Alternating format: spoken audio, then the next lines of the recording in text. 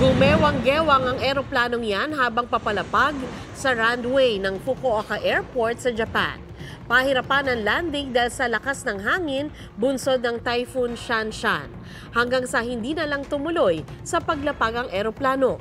Tatlong nasawi sa pananalasa ng bagyo sa Southwest Japan. Milyon-milyon ang pinalikas.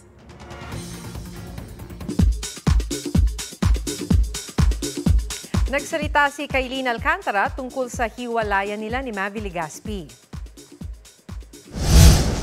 I will treasure that moment po kasi syempre it makes me who I am today, or it made me who I am today with all that happened.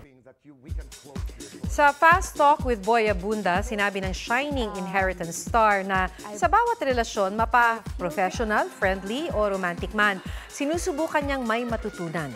Good experience man o bad. Grateful din daw siya sa lahat ng naging experience.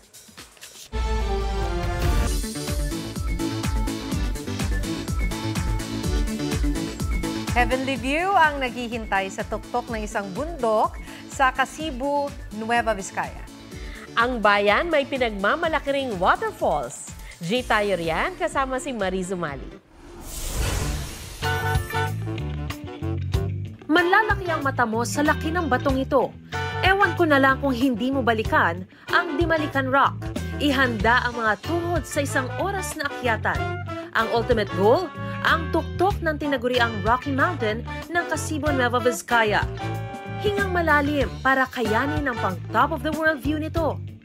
Bonus pa kung maabutan ng Sea of Clouds.